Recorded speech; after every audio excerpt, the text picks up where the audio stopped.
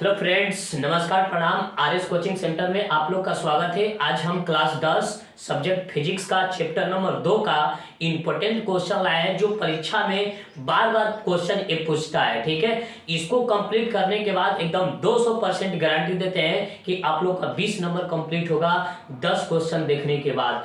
चलिए, ये 10 क्वेश्चन कौन कौन है इसको हम देखेंगे और अच्छे से समझेंगे। ठीक है, चलिए हम इसको स्टार्ट करते हैं। ये 10 क्वेश्चन कौन कौन है, तो देखिए चैप्टर 2 का जो हमारा प्रकाश का अपवर्तन है, प्रकाश का अपवर्तन से ये 10 क्वेश्चन बहुत इंपॉर्टेंट है। मतलब कहने का मतलब कि एमवीवीआई बहुत बहुत महत्वपूर्ण है। ठीक है, तो यहाँ पर देखिए पहला क्वेश्चन क्या है, प्रकाश का अपवर्तन को लिखें। ये परीक्षा की दृष्टि से बहुत बहुत महत्वपूर्ण है, प्रकाश के अपवर्तन को लिखें। ठीक है, देखिए प्रकाश का अपवर्तन किसे कहते हैं, इसको है। फिर उसके बाद देखिए प्रकाश का अपवर्तन के कितने नियम होते हैं, ये तो परीक्षा में हर साल पूछा जाता है। ठीक है, तो यहाँ पर इसको भी देखना है, प्रकाश के अपवर्तन के कितने नियम होते हैं, तो 2 नियम होते हैं। इस चीज को ध्यान में रखना है। ठीक है, अब देखिए स्नेल के नियम को लिखें, स्नेल के नियम को लिखें। ठीक है, तो स्नेल का नियम क्या होता है कि जो प्रकाश के अपवर्तन के दूसरा का नियम होता है उसी को स्नेल का नियम कहा जाता है। ठीक है, अब देखिए पार्श्विक विस्थापन किसे कहते हैं,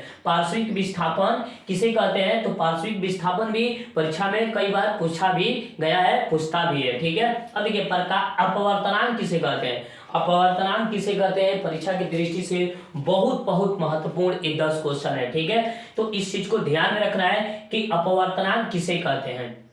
ठीक है, प्रकाश की चाल कितना होता है, प्रकाश की चाल कितना होता है ना, तो ये भी परीक्षा में पूछता है। ऑब्जेक्टिव क्वेश्चन में 1 नंबर में आप लोग का कंप्लीट होगा, पूछेगा कि प्रकाश की चाल कितना होता है, तो 3 × 10⁸ मीटर पर सेकेंड होता है। ठीक है, तो इस चीज को ध्यान में रखना है कि प्रकाश की चाल कितना होगा। तो देखिए प्रकाश की चाल अलग अलग माध्यम में अलग अलग उसकी चाल होती है। जैसे कि प्रकाश की चाल निर्वात या हवा में 3 × 10⁸ मीटर पर सेकेंड होता है। इसी तरह कांच में पूछेगा, जल में पूछेगा, फिर उसके बाद कोई भी मतलब अन्य पदार्थ में भी पूछ सकता है। ठीक है, तो प्रकाश के चाल कितना होगा, तो 3 × 10⁸ मीटर पर सेकेंड होगा। ये नॉर्मली है क्योंकि क्या चाहिए, हवा और निर्वात में पूछता है। ठीक है, अब देखिए लेंस किसे कहते हैं, ये कितने प्रकार के होते हैं, तो इसके बारे में हम पढ़ेंगे। लेंस किसे कहते हैं, ये कितने प्रकार के होते हैं, तो लेंस 2 प्रकार के होता है, एक उत्तल लेंस होता है, एक अवतल लेंस होता है। लेंस तो कई प्रकार के होते हैं, लेकिन 10 क्लास में 2 हमारा पढ़ना है कि लेंस 2 प्रकार के होता है।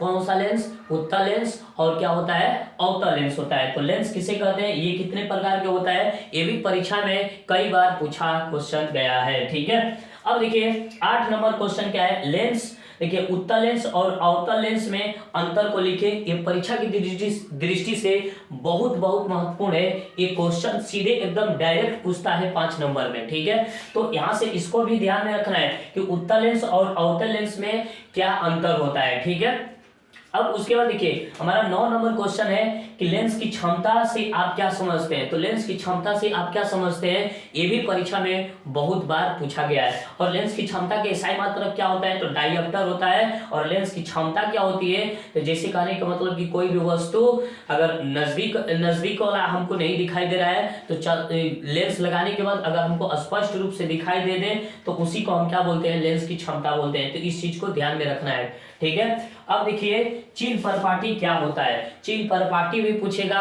कि चिन्ह परिपाटी क्या होता है। अवतल लेंस में भी पूछ सकता है, उत्तल लेंस में भी पूछ सकता है कि चिन्ह परिपाटी क्या है।